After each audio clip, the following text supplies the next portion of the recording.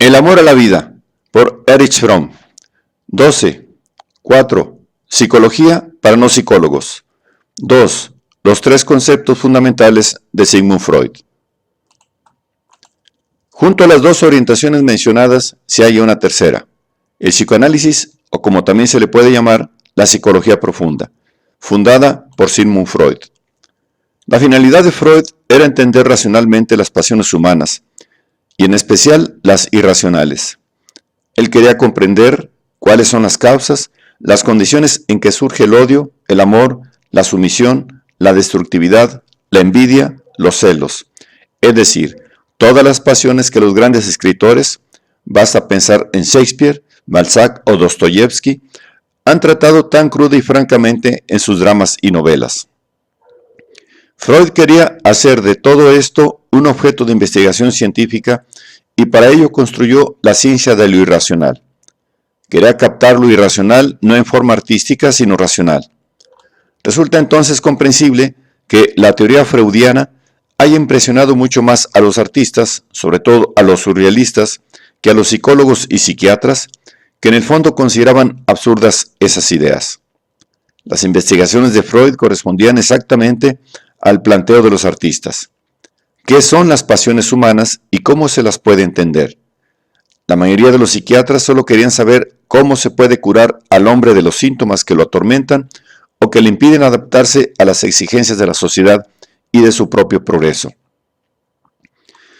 Freud deseaba, y es muy importante comprenderlo, no meramente investigar en forma científica los motivos de la conducta, particularmente de las pasiones, sino que perseguía también, exactamente igual que la psicología premoderna y en oposición a las ramas principales de la psicología contemporánea, un fin moral.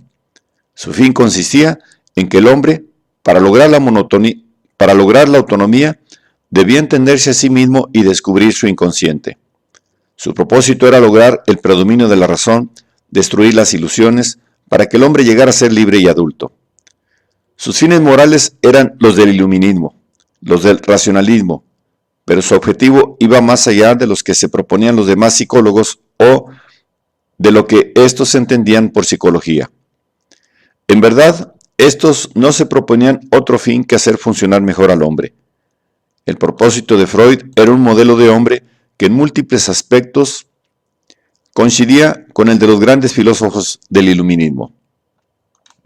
La teoría de Freud y la manera de formularla estaba en verdad muy determinada por el espíritu de su época, por el darwinismo, por el materialismo, por el instintivismo.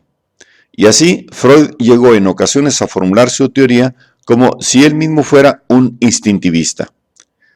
Esto llevó a grandes equívocos de interpretación.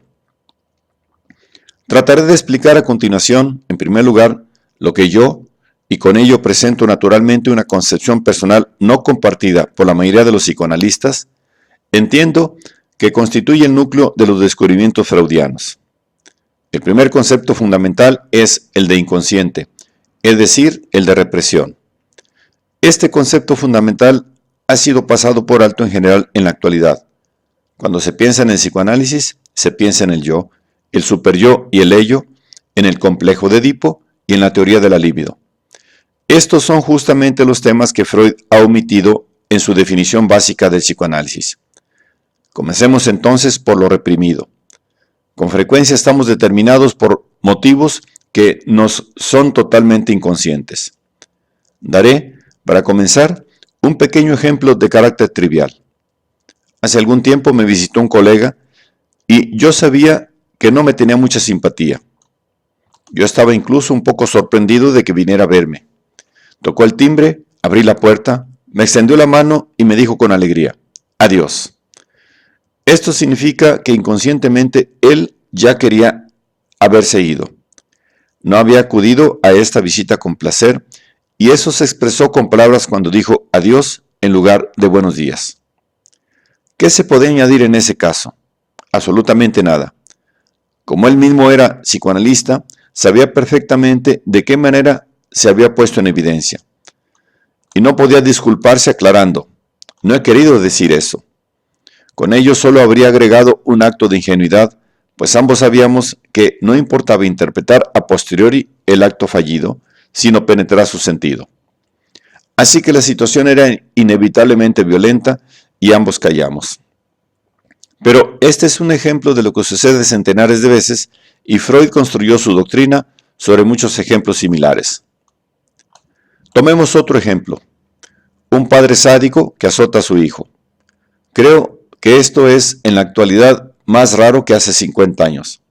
Me refiero a un padre sádico, es decir, a un hombre que goza provocando dolor a los demás o ejerciendo sobre ellos un estrecho control. Si le preguntamos por qué se comporta así, y por lo común no es necesario preguntárselo, sino que lo dice espontáneamente, responderá: debo hacerlo para que mi hijo llegue a ser un hombre decente o siga haciéndolo. Lo hago porque lo quiero. ¿Le creeremos? Quizás sí, quizás no. Pero miremosle la cara. Miremoslo y observemos su aspecto mientras aplica los azotes, la expresión apasionada de sus ojos. Este rostro nos muestra en realidad a un hombre lleno de odio y a la vez de satisfacción por poder azotar.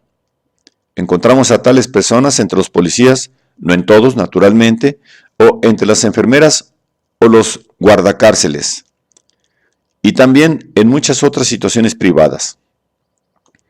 La cosa queda más o menos encubierta si la propia conveniencia aconseja ocultarla. Pero sigamos con el ejemplo de ese padre. Cuando se le observa, se ve claramente que su motivación no es la que él manifiesta. Lo que le importa no es precisamente la preservación moral de su hijo. Eso es una racionalización. Su motivación obedece a un impulso sádico, pero él no lo sabe en absoluto. O tomemos un ejemplo de mayor significación histórica. Adolf Hitler. Hitler siempre supuso conscientemente que él quería lo mejor para Alemania. La grandeza de Alemania, la salud moral de Alemania, la significación mundial de Alemania y todo lo demás. Aunque dio las órdenes más monstruosas, nunca sintió claramente, hasta donde sepamos, que actuaba así por crueldad. Siempre sintió que actuaba por deseo de ayudar a Alemania para realizar las leyes históricas en nombre del destino, de la raza, de la providencia. Pero no estaba consciente de ser un hombre que se complacía en la destrucción. No podía ver soldados muertos, casas destruidas, y por eso no fue nunca al frente en la Segunda Guerra Mundial. No por cobardía personal, más bien no podía soportar que se le hicieran conscientes las consecuencias concretas de su propio placer en la destrucción. Esto es muy semejante al caso de los hombres con una compulsión a bañarse. Conscientemente quieren estar siempre limpios, pero cuando se los analiza, se encuentra que saben inconscientemente que tienen sangre o suciedad en las manos y quieren librarse de lo que está inconscientemente presente en ellos. La sensación de un crimen, quizás latente, de un propósito criminal que deben eliminar permanentemente con los baños. Hitler mismo tenía algo de esto. No padecía sin duda una compulsión al baño, pero muchos observadores han confirmado que era extremadamente pulcro, mucho más allá de la medida de un hombre limpio. Pero solo he querido establecer un paralelo. Hitler no quería ver la realidad de su propio placer destructivo, sino que la había reprimido, y solo vivenciaba sus buenas intenciones. Esto era en verdad posible hasta cierto punto. Cuando llegó finalmente a comprender que Alemania, o mejor dicho, él mismo, había perdido la guerra, dejó de reprimir su placer destructivo y repentinamente quiso aniquilar a toda Alemania, a todo el pueblo alemán. Se dijo: este pueblo ya no es digno de seguir viviendo porque no pudo ganar la guerra. Y así llegó a expresarse al final plenamente el puro placer destructivo de este hombre.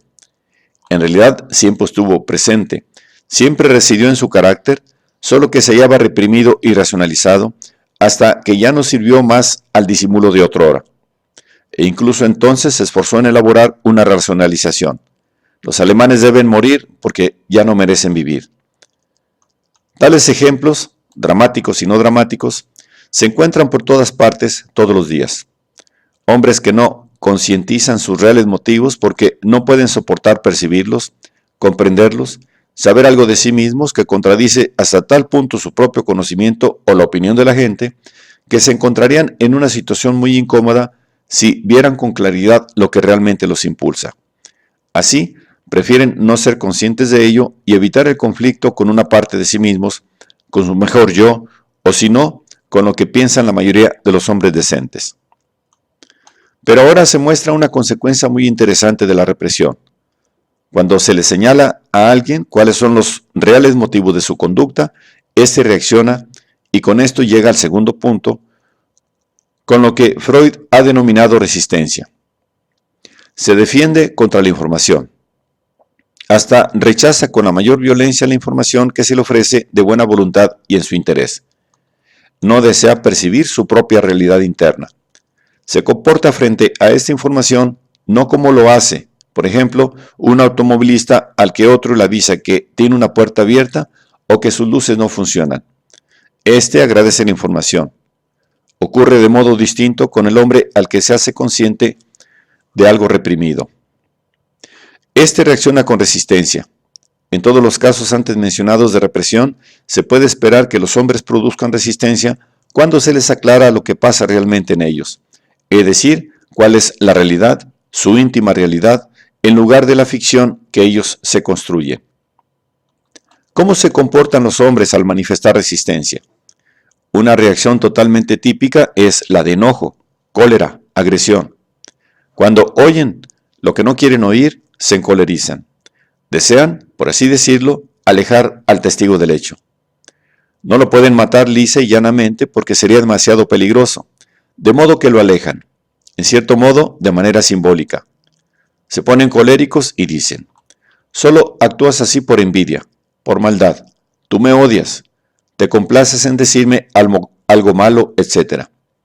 En ocasiones se enojan de tal manera que pueden llegar a ser peligrosos. Por otra parte, la medida en que manifestarán abiertamente su cólera dependerá de las circunstancias. Cuando la situación no les permite dar rienda suelta a su cólera, por ejemplo en el caso de un subordinado frente a un superior, guardan respetuoso silencio, van a su casa y descargan su mal humor contra su mujer. Pero cuando no tropiezan con esos obstáculos, como en el caso de un superior ante la crítica de un subordinado, aunque se trate de algo perfectamente cierto, reaccionarán con la más extrema soberbia, haciéndole sentir al subordinado su condición de tal o simplemente despidiéndolo. Y naturalmente lo despiden sin tener conciencia de que ese hombre los ha herido. ¿Cómo podría ese pobre infeliz herirlo a uno, sino alegando que ese pobre diablo es un calumniador, un pobre tipo? Otra manera más simple de resistencia consiste en no oír, sobre todo cuando la alusión no es muy contundente y se presenta sin mucho énfasis. Se observa con frecuencia que el interlocutor la interpreta erróneamente o directamente no la oye. Naturalmente, esto no siempre es posible, pero es la forma más simple de resistencia y una de las más difundidas. Otra forma consiste en mostrar fatiga o depresión. Esto lo han observado con frecuencia los matrimonios y parejas en su relación mutua. Cuando uno dice algo que trae a luz un verdadero motivo de la conducta del otro, éste se entristece y se muestra resignado, y a menudo lo hace quejándose a su vez o formulando un reproche táctico o expreso. ¿Ves lo que has provocado? Ahora estoy otra vez deprimido porque tú hiciste esa observación. No influye de ninguna manera el hecho de que la observación sea verdadera o falsa, pero el que la ha formulado tendrá que cuidarse por algún tiempo de volver a aludir a un motivo inconsciente, pues sabe que eso le costará caro. Una forma más de resistencia consiste en la huida. Esto ocurre muchas veces en las parejas, porque se percibe que el partícipe ha descubierto lo que se quería ocultar. En lo posible, no se cobra conciencia de ese juego de escondidas, pero uno sospecha que el otro ha visto más que uno mismo. Y eso no se puede soportar, no se lo puede aceptar conscientemente porque nadie quiere cambiar. Uno quiere ser como es y para ello debe huir. Eso mismo también se observa a menudo en el psicoanálisis.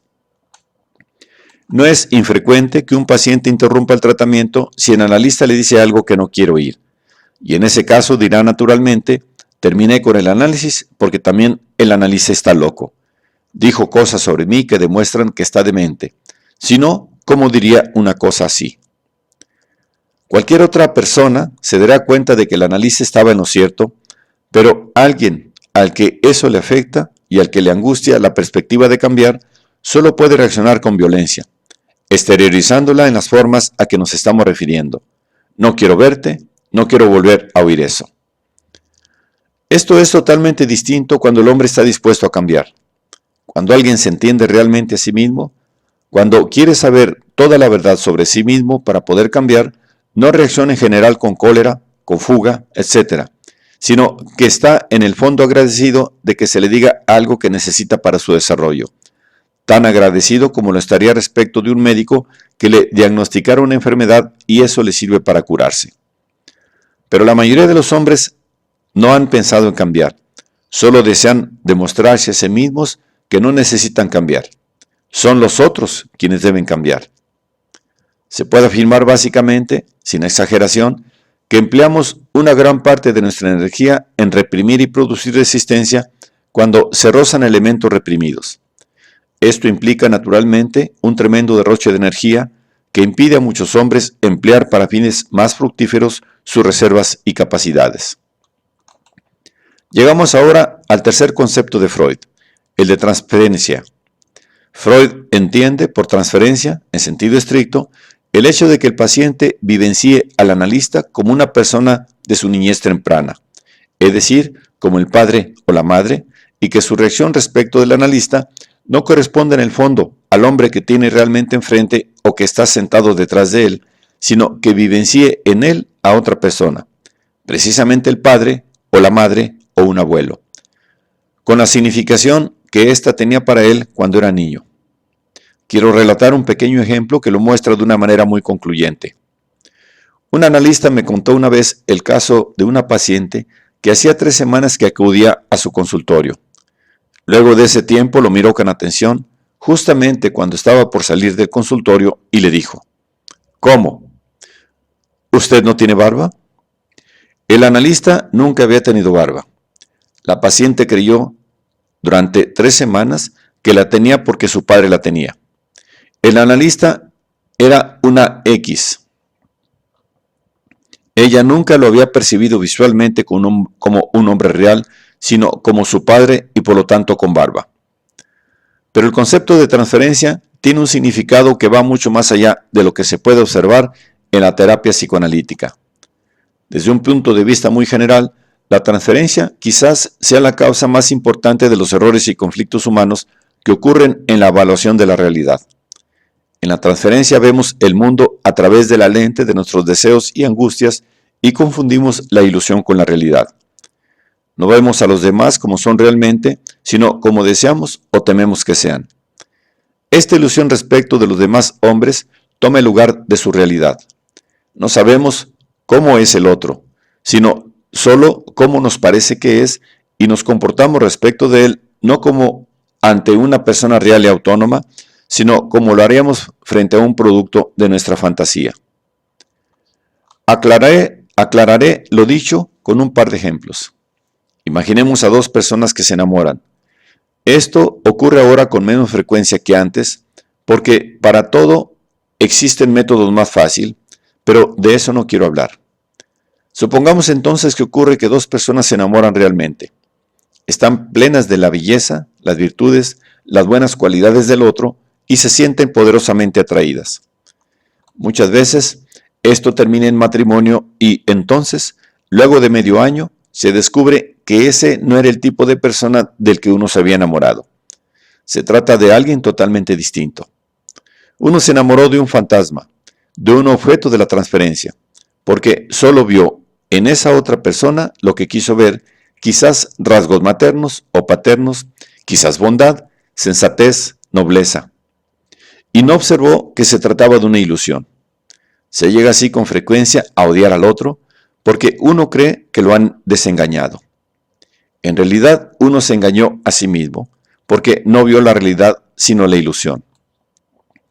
Pero no debe ser así, no tiene por qué ser así. Y no lo sería si los hombres aprendieran a entender la transferencia. Lo mismo vale también en el terreno de la política. Baste recordar la exaltación, el entusiasmo que millones de hombres tuvieron por su Führer o su caudillo. Esto ocurrió no solo en Alemania, sino también en otros países. Muchas veces esos caudillos fueron malvados y muchas veces fueron buenos.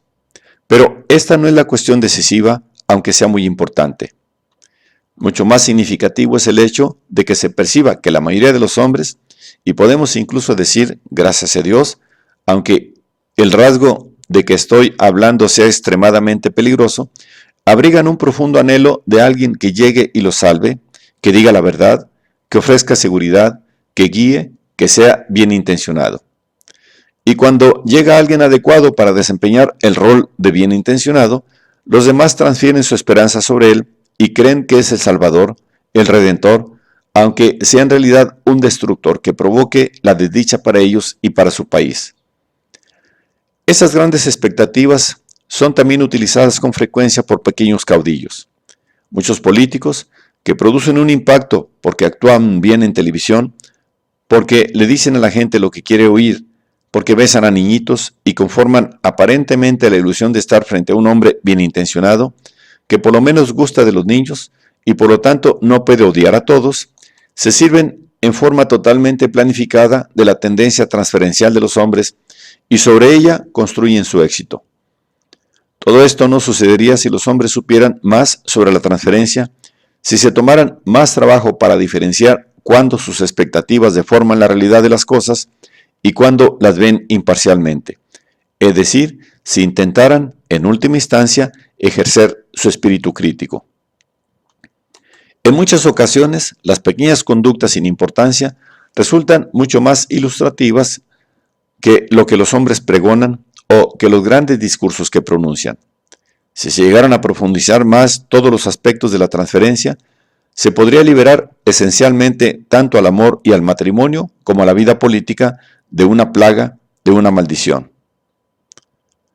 La que nos hace confundir la imagen ficticia con la realidad. No es cosa sencilla distinguir entre ambas. Requiere un estudio, la ejercitación de cada día. Cada uno tiene en su casa el laboratorio, en su ambiente cotidiano. Por lo demás, la televisión ofrece en este aspecto una gran ventaja, junto a sus muchas desventajas. Revela con mucha precisión propiedades de los demás, porque nos permite observar con inexorable claridad su rostro, su gesto y su expresión. Podemos percibir una cantidad de cosas respecto de los líderes políticos cuando estos hablan por televisión y se exhiben ante nosotros. Pero solo las percibimos si sabemos cómo observar correctamente. Con todo esto quiero significar que el conocimiento de la transferencia, tanto en las relaciones personales como en las políticas, puede ser de decisiva importancia para mejorar la vida política y personal del hombre.